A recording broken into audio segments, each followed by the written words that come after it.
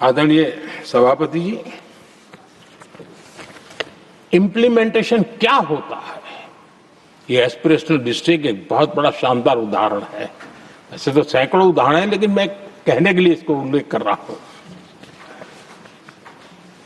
कांग्रेस के हमारे साथियों को ये जो बदलाव आ रहा है उसमें इम्प्लीमेंटेशन नजर नहीं आ रहा है, और उनका तो एक ही वो प्लानिंग कमीशन वाला मॉडल है, जीप और खच्चर वाला मॉडल, यही वो लोग जानते हैं, उससे आगे कुछ नहीं जानते।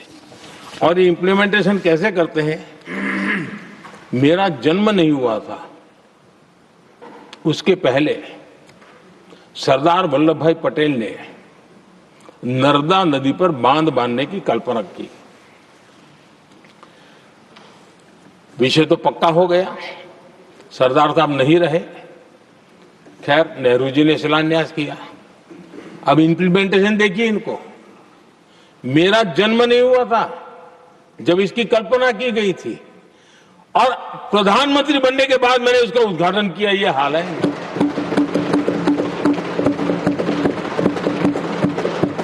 और उनका इम्प्लीमेंटेशन देखिए, मुझे मुख्यमंत्री रहते हुए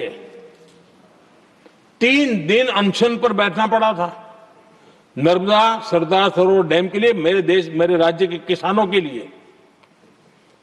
मैंने अपने आप को दांव पर लगा दिया था, तब जाकर के भारत सरकार को झुकना पड़ा, और तब जाकर के सरदार सरोवर डैम के कंस्ट्रक्शन को गति मिली, और यहां मैं पहुंचा तब मुझे उसका उद्घाटन करने का सौभाग्य मिला। और आज कच्छ तक, हावड़ा बीएसएफ के लोग जहां बैठते हैं वहां तक नर्मदा का शुद्ध पानी पीने के लिए पहुंच रहा है। इम्प्लीमेंटेशन क्या होता है? और यहां पर इम्प्लीमेंट किसी ने शब्द पकड़ा दिया, हर एक के मुंह से वही निकल रहा था। हमने कांग्रेस की कार्यशैली को बदलने के लिए, जब मैंने देखा कई ऐसे काम थे अटके पड़े हुए, कोई पूछने वाला नहीं थे फाइलों में, और पॉलिटिकल फायदे के लिए अनाउंसमेंट कर दिए, दिए जला दिए, पत्थर लगा दिए, करना कुछ नहीं। आखिरकार मैंने एक टेक्नोलॉजी वाला प्लेटफॉर्म बनाया यहां आकर के, प्रगति के नाम से। ये प्रगति प्लेटफॉर्म का मैं उदाहरण देता हूं, आप हैरान हो जाएंगे। मुझे एग्जैक्ट याद नहीं है, लेकिन शायद हिमाचल में एक ट्रेन उन्होंने पार्लियामेंट में घोषित की थी, शायद ऊना और कोई। मेरे आने तक वो कागज पर भी उसका ड्राइंग नहीं बना था, बताओ, और चुनाव जीतने के लिए वो घोषणा कर दी। प्रगति के अंदर मेरे सामने विषय आया, ऐसे कई विषय मेरे सामने आए, और उस प्रगति के अंदर हमने एक एक प्रोजेक्ट क्यों अटके हुए, कॉस्ट किस डिपार्टमेंट की काम में क्या मुसीबत आई है, किसने गलत तरीके से इसको आगे बढ़ाया, और बजट तो बढ़ता ही गया था। जो योजना 900 करोड़ में होनी थी वो 90,000 करोड़ तक पहुंच जाए, ये हाल करके रख दिया था इन्होंने। हमने एक टेक्नोलॉजी प्लेटफॉर्म बनाया, हर महीने बैठा, अभी मैंने 50वां एपिसोड पूरा किया उस मीटिंग का, और लगातार उस काम करते करते, और संबंधित राज्यों को भी बिठाया, उनकी कठिनाइयों को भी समझा, उसके इम्प्लीमेंटेशन में कौन मिनिस्ट्री का परेशानी हो रही है, किस स्टेट की परेशानी हो रही है, किस कानून की परेशानी हो रही है, हर एक की बारीकी से देखा। और आज मैं गर्व से कह सकता हूं 85 लाख करोड़ रुपीस का काम को गति मिली। 85 लाख करोड़ रुपीस के काम, आप कल्पना कीजिए, देश की कितनी बड़ी शक्ति को अनलॉक किया हमने। इंप्लीमेंटेशन कैसे होता है ये हमने करके देखा है। रेल हो, रोड हो, सिंचाई हो, ग्रामीण कोई व्यवस्था का काम हो, इन सारी चीजों को हमने इसमें लिया।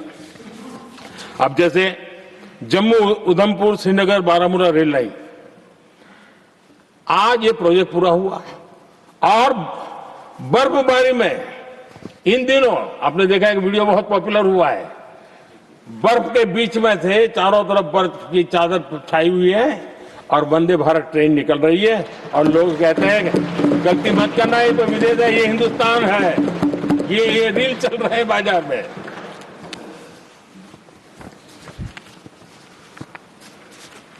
लेकिन 3 दशक तक यही प्रोजेक्ट लटका हुआ था। 3 दशक, 30 साल, आप कल्पना कर सकते, 2 पीढ़ी आगे बढ़ जाए, ये यही के अटके पड़े थे। हमारी सरकार ने इसको पूरा किया।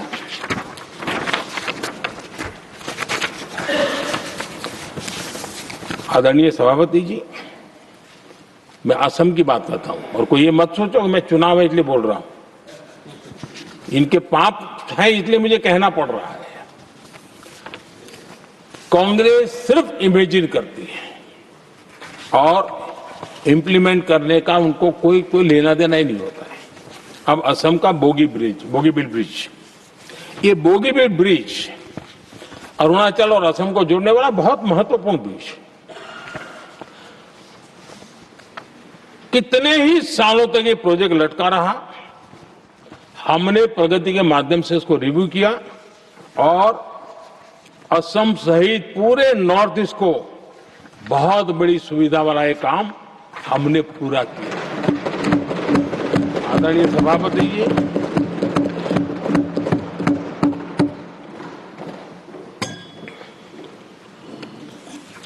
इंप्लीमेंटेशन की बातें जब करते हैं तो एक बार हमारे पास तो तथ्यों के साथ चीजें हैं कि हमने चीजों को समय पर पूरा करने की दिशा में आगे बढ़े। और इन दिनों तो जो काम कर रहे हैं समय से पहले हो रहा है। हमने पूरी दुनिया को कहा था कि हम 2030 तक यहां पहुंचेंगे सोलार में, हमने वो काम 2025 में कर दिया।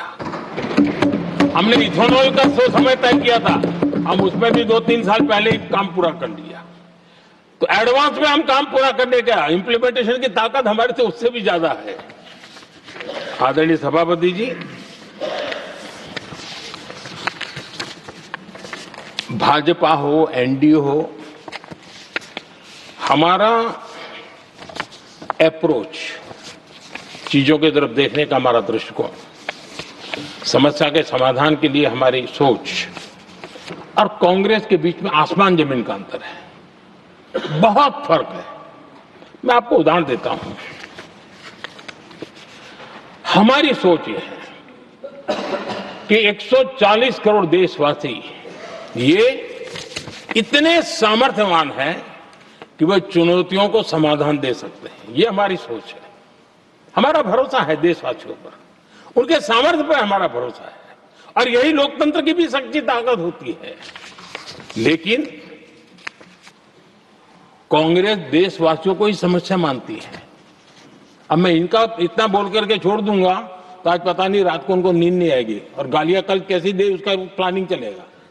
लेकिन मैं उदाहरण के साथ बताना चाहता हूं किस प्रकार से लोग सोचते थे देशवासियों के लिए।